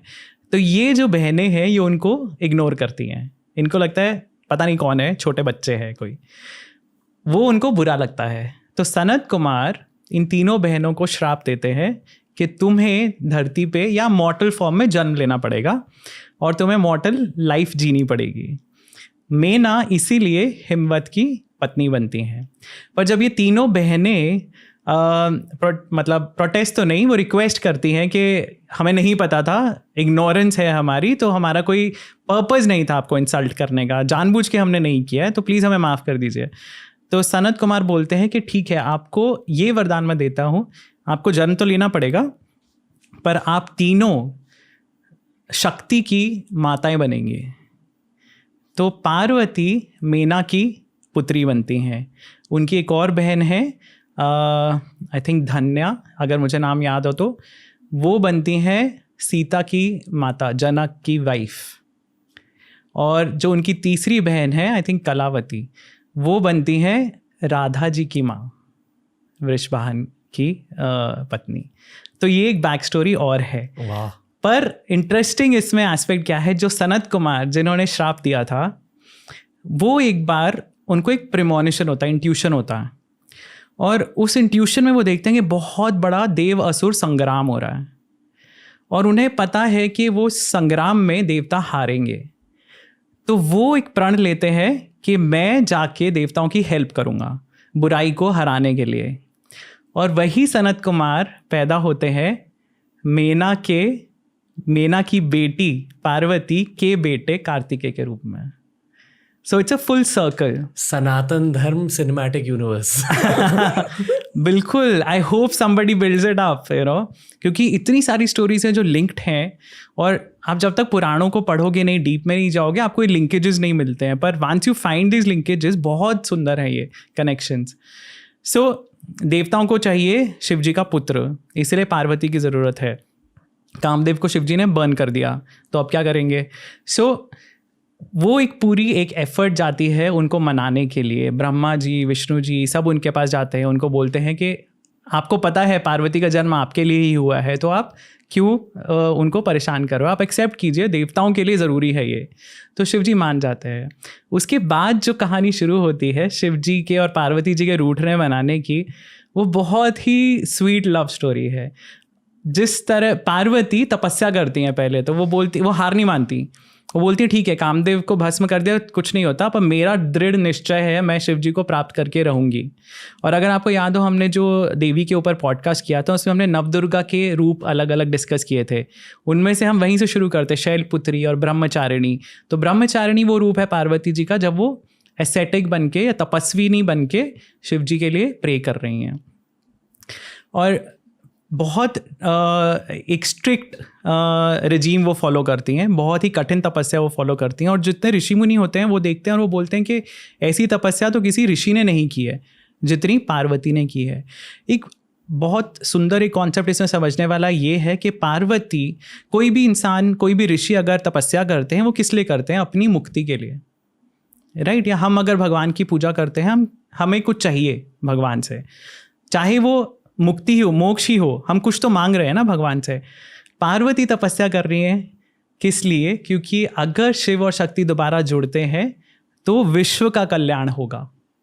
वो सिर्फ अपने लिए नहीं कर रही हैं, उनका तो कोई पर्पस भी नहीं था आने का दोबारा, क्योंकि देवताओं को ज़रूरत है, इसलिए पार्वती एफर्ट डाल रही हैं। तो शक्ति जो मटीरियल एनर्जी है वो इस तरह आत्माओं की, जो इंडिविजुअल सोल्स हैं, उनकी हेल्प करती है। किस हद तक कि वो ऐसी तपस्या कर रही हैं जो किसी ने आज तक, सप्तऋषियों ने नहीं की। और सप्तऋषि वहाँ जाते हैं, उनको पूछते हैं कि आप क्यों कर रहे हो इतना सब, तो वो शी इज़ फिक्स्ड कि नहीं, मुझे शिव जी चाहिए ही। फाइनली शिव जी खुद जाते हैं उनको टेस्ट करने, और वो उनको बोलते हैं कि अरे आप तो सैंडलवुड छोड़ के या संदल छोड़ के आप मिट्टी का लेप लगा रहे हो। शिव तो ऐसा है, शिव वैसा है, शिव अघोरी है, उसने तो भस्म रमाई हुई है अपने शरीर पे, मृग छाल पहनता है, वो कोई रिचेस नहीं है, उसकी कोई फैमिली नहीं है। एक लड़की जब अपना वर ढूंढती है तो वो ये सब देखती है कि वो वेल सेटल्ड होना चाहिए, उसका परिवार कैसा है, उसके पास रहने की जगह कैसी है, वो काम क्या करता है। शिव के पास तो कुछ भी नहीं है। तो शिव जी खुद अपने बारे में ये सब बोलते हैं पार्वती को इंस्टिगेट करने के लिए, और पार्वती इतनी क्रोधित हो जाती हैं, वो कहती हैं कि मैं ये सब नहीं सुन सकती, and she is ready to jump into fire. और शिव जी उन्हें रोकते हैं फिर, और वो अपना असली रूप दिखाते हैं। तो ऐसे एक वो हैप्पी एंडिंग होता है इस लव स्टोरी का। और इसके आगे के भी जो इंसिडेंट्स हैं, जो शिव जी इतना परेशान करते हैं पार्वती के फैमिली को जो उनकी बारात जाती है, शिव जी की बारात, हमें अब रियलाइजेशन नहीं है ये चीज़, पर ये स्टोरीज बहुत पॉपुलर थी हिस्टोरिकली। आप किसी भी एंशियंट प्लेस में, हिस्टोरिकल साइट पे, केव्स में जाके देखिए, कल्याण सुंदर मूर्ति बोलते हैं इसको, शिवजी और पार्वती का विवाह। ये हर जगह मिलेगा आपको। एलिफेंटा केव्स में भी, जिसकी हमने पहले बात की, उनकी त्रिमूर्ति है शिव जी की, सदाशिव की, वहाँ बहुत सारे इंसिडेंट्स हैं शिव जी और पार्वती के लाइफ के। उसमें एक इंसिडेंट है गंगा अवतरण का, जब गंगा जी को शिव जी ने अपने केश में समेट लिया था। एक इंसिडेंट है शिव जी और पार्वती की शादी का, जिसको कल्याण सुंदर कहते हैं। तो शिव जी पूरी की पूरी बारात लेके जा रहे हैं और मेना ने अभी तक शिव जी को नहीं देखा है, इंटरेस्टिंगली। तो मेना को एक बहुत वेग आइडिया है कि शिव जी कौन है, उसे पता नहीं शिव जी दिखते कैसे हैं, बस उसको ये पता है कि उनकी बेटी जिद कर रही है कि मुझे तो शिव जी से ही शादी करनी है। उन्हें पता है कि उनका हस्बैंड भी सपोर्ट कर रहे हैं, she is supporting her daughter's wish. और सबने बहुत बढ़ा चढ़ा के बोला कि अरे शिव ये हैं, शिव वो हैं, शिव तो महादेव हैं, यू नो, त्रिलोक के स्वामी हैं शिव जी। तो शी इज़ वेरी इम्प्रेस्ड और उनको लगता है कि बहुत ही हैंडसम, गुड लुकिंग और मतलब अकम्पलिश्ड वर मिला है मेरी बेटी को। शिव जी को पता है कि ये एक, again you know, this is the beauty of Shiv ji, कि वो बाहरी जो आउटर शेल है उसके ऊपर नहीं जाते। इसीलिए उनके जो गण हैं उनमें भूत प्रेत सारे ट्विस्टेड, यू नो, जो zombies जैसे दिखते हैं, मतलब जो कहीं और नहीं जा सकते वो शिव जी के पास जा रहे हैं। तो शिव जी कभी रिस्ट्रिक्ट नहीं करते किसी को भी, किसी भी तरह का आपको चढ़ावा देना है आप दे सकते हो, वाम मार्ग के थ्रू भी आप शिव जी की उपासना कर सकते हो। तो शिव जी को समझ में आता है कि मीना के मन में ये विचार आ रहे हैं, विच इज़ अगेन ईगो, कि मेरी बेटी का जो वर है वो ऐसा होना चाहिए। तो शिव जी बहुत इंटरेस्टिंगली सारे देवताओं को एक एक करके आगे भेजते हैं बारात में, और मेना को लगता है अरे ये शिव है क्या, ये शिव है क्या, और नारद उनके साथ खड़े हुए हैं, और नारद बोले नहीं नहीं ये तो अग्नि है, ये है, ये वो है। और फाइनली जो शिव जी आते हैं वो अपना रूप ऐसा बना के आते हैं कि मेना देख के डर जाती है। वो नंदी के ऊपर बैठे हुए हैं, उनके 5 सर हैं, सांप घूम रहे हैं उनके गले में, उन जटाएं हैं, ऊपर भस्म रमाई हुई है, मृगछाल पहना हुआ है। एंड मेना बोलती है ये शिव है, ये मेरी बेटी के वर है, and she faints. So that is Shiv ji telling her basically कि आप बाहर एक्सटर्नल ब्यूटी पे ध्यान दे रहे हो, अंदर का क्या है, अंदर का जो सब्सटेंस है वो आप नहीं पहचान पा रहे हो। See again that's the beauty about Shiv and Shakti. Parvati को वो सब नहीं दिखा है। पार्वती नोज ये मेरे सोलमेट है, इट डज नॉट मैटर वो कैसे दिखते हैं, क्या पहनते हैं, कहाँ रहते हैं, बर्फ में रह रहे हैं, पहाड़ पे रह रहे हैं, महल में रह रहे हैं, सांप लपेटे हुए हैं उन्होंने अपने अराउंड, उनके आसपास भूतगण घूम रहे हैं, उनको बस ये दिख रहा है कि ये मेरे सोलमेट हैं। जो दुनिया है उसे नजर आ रहा है एक्सटर्नल चीजें। और शिव जी को फिर विष्णु जी बोलते हैं कि आप क्यों परेशान कर रहे हो उनको, वो आपकी होने वाली सास है, तो आप एक अच्छा रूप धारण कीजिए। तो शिव जी सुंदर वस्त्रों में, गहनों में सजे हुए फिर वो उनको नजर आते हैं, तब मेना को थोड़ी संतुष्टि होती है। वैसे तो हम और बहुत सारी कहानियों के बारे में बात कर सकते हैं डॉक्टर साहब, पर I think to end this particular episode एक छोटा सा टैंजेंट हम लेंगे जहाँ हम मॉडर्न डे रिलेशनशिप्स के बारे में बात करेंगे। मेरे अकॉर्डिंग, मेरी ये कहना भी थोड़ा गलत है पर मैं फिर भी कहूँगा, आई पर्सनली फील EQ जैसी एक चीज़ होती है, इमोशनल क्वोशंट, यानी कि अब दूसरों के जज्बात कैसे जान सकते। बिल्कुल।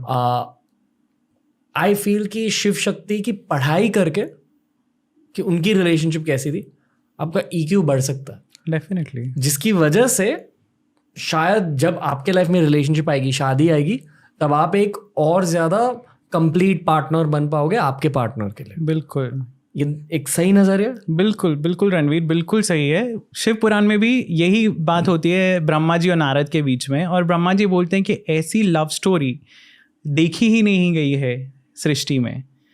और मतलब हम इवन एज प्रैक्टिसिंग हिंदूज, हम जब लव की बात करते हैं तो हमें राधा कृष्ण याद आते हैं जनरली, है ना। हम प्यार की बात करते हैं तो हम राधा और कृष्ण का जो सेल्फलेस लव था, क्योंकि उनकी शादी नहीं हुई पर वो फिर भी एक दूसरे से प्यार करते रहे, तो राधा और कृष्ण के बारे में हम बात करते हैं हमेशा लव की। शिव और पार्वती या शक्ति और शिव को हम भूल जाते हैं। उन्होंने क्या क्या सहा, उन्होंने, शिवजी ने मल्टीपल टाइम्स, शिवजी तो इटर्नल हैं, वो हैं, पार्वती बार बार जन्म ले रही हैं, और जैसा पुराणों में लिखा गया उन्होंने कई बार जन्म लिया है। तो शक्ति का कितना एफर्ट है शिव के साथ जुड़ने का। और शिव जी में कितनी पेशेंस है रुकने की, कि उन्हें पता है शक्ति आएंगी, तब तक वो वैराग्य में रहते हैं। पर शक्ति का रोल ये है कि शिव को सृष्टि से जोड़ना है, और वो ये कर किस लिए रही हैं? हम सब के लिए, इस संसार के लिए, कि ये संसार चलता रहे, क्रिएशन चलती रहे। एक सेल्फलेस लव की जो परिभाषा है ना, वो शिव और शक्ति है। और शायद इस बात के पीछे ये भी फिलॉसफी हो सकती है कि the best marriages are purpose driven. In a way yes, पर पर्पस हम खुद डिफाइन कर सकते हैं पर्पस क्या है। अब जो शिव और शक्ति का पर्पस, ऑफ कोर्स दुनिया का कल्याण तो है ही, पर उन दोनों का इकट्ठे रहना भी ज़रूरी है, क्योंकि वो पूरे ही नहीं है, अधूरे हैं वो एक दूसरे के बिना। उनके साथ में आने से ही सृष्टि चलेगी, वो एक सेकेंडरी चीज़ है, पर उन्हें वो रियलाइजेशन है, इसलिए वो एफर्ट करते रहते हैं बार बार साथ में आने का। पर उनका साथ में रहना इज़ एसेंशियल। तो आपका जो सोलमेट है या आपका जो पार्टनर है जिसके साथ आप जिंदगी बिता सको, it has to be that kind of person जिसके बिना आप रह नहीं सकते हो। Okay, got it. या अगर आपको सिंगल रहना, आपकी कुंडलिनी जागृत कर लो वो भी एक शिव शक्ति का रूप होता है। डेफिनेटली। बस इसी के साथ हम इस पॉडकास्ट को एंड कर सकते हैं डॉक्टर विनीत। बिल्कुल, यही है पॉडकास्ट का एंड। मजा आया बहुत। ओके, आई फील कि आपकी एक खुद की एक कल्ट फॉलोइंग बन चुकी है TRS पे, सो आप उस कल्ट को एड्रेस करना चाहोगे? Thank you so much for all the love. I think पहला हमने पॉडकास्ट किया था ऑलमोस्ट कुछ 1.5 साल पहले, और उसी पॉडकास्ट से जो प्यार मिलना शुरू हुआ, I think people have appreciated all that we have talked about. और ये हमें ये भी शो करता है कि इस चीज़ की, इस नॉलेज की ज़रूरत है। लोग ढूंढ रहे हैं ये नॉलेज, जो शायद वो खुद maybe they don't know where to get it from. उनको नहीं पता कि क्या सोर्सेज सही है, बट ये नॉलेज चाहिए लोगों को। सो ऐसे podcast I think are doing a great service to people. And ये किसी रिलीजन के बारे में नहीं है। पता है, बहुत लोगों को ऐसा लगता है कि यार आप रिलीजियस पॉडकास्ट क्यों कर रहे हो, पर ये रिलीजन नहीं है, ये हमारा पास्ट है, ये हमारी स्टोरीज हैं। एज इंडियंस, हम भारतीयों की जितने भी पूर्वज थे, ये उनके हज़ारों साल के एनालिसिस की, उनकी विश्लेषण की, उनकी विजडम की स्टोरीज़ हैं। सो हमें इनको एज इंडियंस, एज भारतीय देखना चाहिए। ये हमारा इतिहास है, हमारा कल्चर, हमारा हेरिटेज है। सो मुझे लगता है बहुत ज़रूरी है। And thank you for this opportunity to connect with people again. और मुझे मतलब कोई अचंभा नहीं होगा अगर आपको और रिक्वेस्ट आए इन पॉडकास्ट की। आई वुड सजेस्ट कि आप कमेंट सेक्शन पढ़ लो इस पॉडकास्ट के नीचे की, क्योंकि आपको वहाँ से टॉपिक रिकमेंडेशंस आएंगे। Right, I think that's what I am looking for to the most, कि आपके साथ अब किन टॉपिक्स को ब्रेक डाउन करना चाहिए, क्योंकि आप एक लाइफ लॉन्ग लर्नर हो और हर बार जब मैं आपसे मिलता हूँ 1000 चीज़ें सीखने को मिलती है। तो thank you doctor. My pleasure Ranveer. I think हम सब एक दूसरे से सीखते हैं, and that is the Joy of this life. Constantly learning, एक दूसरे से सीखना, स्क्रिप्चर से सीखना, शेयर करना नॉलेज, और ऐसे ही हम स्पिरिचुअली ग्रो कर सकते हैं। Okay, until the next time, good sir. धन्यवाद। Thank you. जय शिव शक्ति। जय शिव शक्ति। तो ये था आज का पॉडकास्ट दोस्तों। प्लीज जाकर डॉक्टर विनीत के बाकी के एपिसोड्स देखिए। कुछ एपिसोड्स हिंदी में, कुछ एपिसोड्स इंग्लिश में है। He is a TRS all star for a reason. मैं खुद चौंक जाता हूँ इनकी नॉलेज की क्वांटिटी को देखकर, इनके नॉलेज को जानकर। बहुत कम लोगों में ऐसे कम्युनिकेशन स्किल्स और नॉलेज की कॉम्बिनेशन होती है। Doctor Agrawal is one of those rare cases. दोस्तों, जाने से पहले मैं बस रिमाइंड करूँगा कि कलर्स TV पर Monday to Friday at 8 PM Shiv Shakti देखिए, क्योंकि ये जो टॉपिक है ना शिव शक्ति का, जिसके बारे में इतनी सारी बातें हुई हैं, अगर आप और गहराई से इन कहानियों के बारे में जानेंगे, इन एनेक्डोट्स के बारे में जानेंगे, तो आप और ज़्यादा गेन कर पाएंगे खुद के दिल के लिए, खुद के दिमाग के लिए, खुद के आध्यात्मिक जर्नी के लिए। Enjoy the show and I hope you enjoyed today's show off TRS। जल्दी लौट कर आएंगे। Thanks for all the support.